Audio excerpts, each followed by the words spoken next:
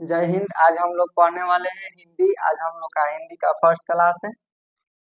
इसमें हम लोग समझेंगे कि हिंदी क्या है। तो देखिए यहाँ पर हिंदी क्या है। तो हिंदी सबसे पहले जानते हैं कि हिंदी एक भाषा है। हिंदी एक भाषा है, ये लैंग्वेज है। ठीक है, हिंदी जो है एक भाषा है। फिर देखेंगे कि अब हिंदी जब भाषा है तो यह भी हमें जानना चाहिए कि आखिर भाषा क्या है। तो भाषा देखिए अपनी भावनाओं को व्यक्त करने के लिए एक माध्यम होता है, रास्ता होता है।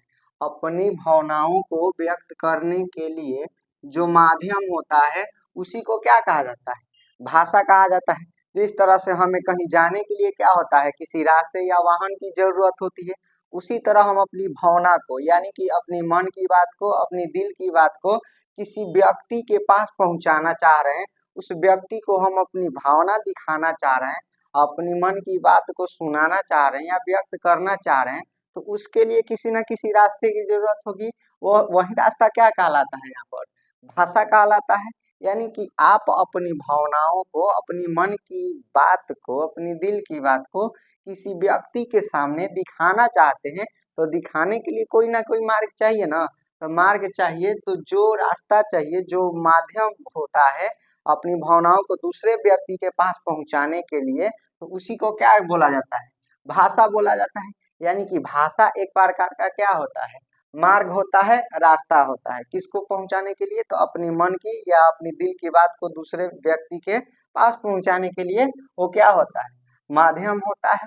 अब देखिए हम अपनी मन की बात को, अपनी भावनाओं को किस तरह से व्यक्त कर सकते हैं। तो अपनी मन की बात को या भावना को हम तीन तरीके से व्यक्त किया कर सकते हैं। ठीक है, देखिए पहला उसमें क्या होता है, पहला हम बोलकर अपनी मन की बात को कह सकते हैं, अपनी भावनाओं को बोलकर व्यक्त कर सकते हैं। तो जब अपनी भावनाओं को, अपनी मन की बात को बोलकर व्यक्त किया जाता है तो उसको मौखिक भाषा कहते हैं। जब अपनी भावनाओं को बोलकर व्यक्त किया जाता है तो उसे मौखिक भाषा कहते हैं। ठीक है, और दूसरा होता है लिखित भाषा। जब अपनी भावनाओं को लिख कर व्यक्त किया जाता है, अपनी मन की बात को जब लिख कर किसी व्यक्ति को समझा दीजिएगा, अपनी मन की बात को लिख कर अन्य व्यक्ति को दिखा दीजिएगा, वो व्यक्ति जब लिखने के बाद बात को समझ जाएगा तो वही क्या कहलाएगा, लिखित भाषा। यानी कि अपनी भावनाओं को जब लिख कर व्यक्त किया जाता है तो उसको लिखित भाषा कहते हैं। ठीक है, ये जो मौखिक भाषा हो गया और लिखित भाषा हो गया, ये जो भाषा है ये मुख्य रूप से दो ही प्रकार का होता है। भाषा जो यहाँ पर है वो अपनी भावनाओं को व्यक्त करने की जो माध्यम होता है वो मुख्य रूप से दो ही प्रकार का होता है। अर्थात भाषा जो होते हैं दो प्रकार के होते हैं, एक मौखिक भाषा होता है, एक लिखित भाषा होता है। इसके अलावा एक और भाषा होता है जिसका नाम है सांकेतिक भाषा। तीसरा है सांकेतिक भाषा। इसे भाषा के ग्रुप में नहीं जोड़ा जाता है क्योंकि यह सार्वदेशिक नहीं होता है।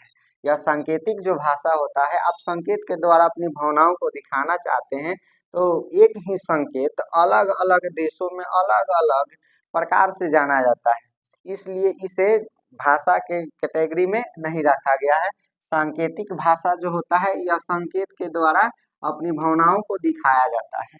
देखिए अब जो सांकेतिक भाषा है इसको भाषा के अंतर्गत क्यों नहीं रखा गया है, देखिए बात को समझिएगा। आप देखिए एक अब यहाँ पर समझिएगा, अंगूठा दिखाना जो होता है, भारत में अंगूठा दिखाने का मतलब होता है नफरत, जबकि यही अंगूठा दिखाना अन्य देश में फूस करना कहलाता है। आप अंगूठा अन्य व्यक्ति को दिखा दीजिएगा अन्य देश में तो वो खुश हो जाएगा उससे, लेकिन भारत में कहिएगा कि किसी को अंगूठा दिखाइएगा तो उसका सीधे मतलब बनता है कि वो व्यक्ति आपसे नफरत, आप किसी से नफरत कर रहे हैं।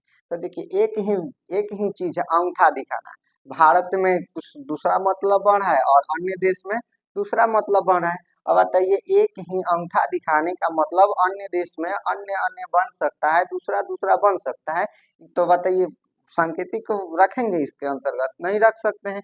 इसलिए यहाँ पर सांकेतिक भाषा होता है, इसको भाषा का अंतर्गत नहीं रखा गया है। अतः जो भाषा होता है मुख्य रूप से दो ही प्रकार का होता है। भाषा कितने प्रकार के होते हैं, दो प्रकार के। आपसे क्वेश्चन पूछा जाएगा कि भाषा कितने प्रकार के होते हैं, तो भाषा जो होते हैं मुख्य रूप से दो ही प्रकार के होते हैं। पहला होता है मौखिक भाषा और दूसरा होता है लिखित भाषा, जिसे बोलकर व्यक्त किया जाता है तो उसे मौखिक भाषा कहते हैं, और जब अपनी भावनाओं को लिखकर व्यक्त किया जाता है तो उसे लिखित भाषा कहते हैं।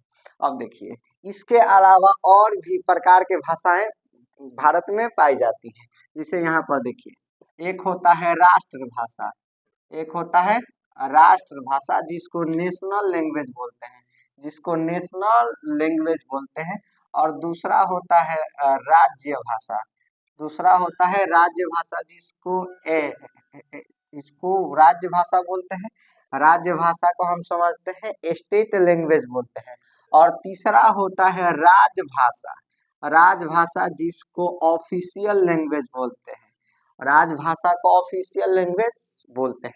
और देखिए यहाँ पर राष्ट्रभाषा क्या होता है, जब कोई भाषा पूरे देश के लिए क्या होता है, जब कोई भाषा किसी देश के लिए लोकप्रिय होता है, किसी देश के लिए लोकप्रिय होता है, तो वो भाषा कहलाता है राष्ट्रभाषा। सभी माने उस देश के सभी लोग उस भाषा को चाहते हैं, सबसे ज्यादा फॉलो करते हैं उसको, तो वो हो जाता है राष्ट्रभाषा। इसे भारत में देखिएगा तो सबसे ज्यादा लोग क्या किसको पसंद करते हैं, हिंदी को पसंद करते हैं, इसलिए यहाँ पर भारत का राष्ट्रभाषा क्या हो जाएगा, हिंदी हो जाएगा।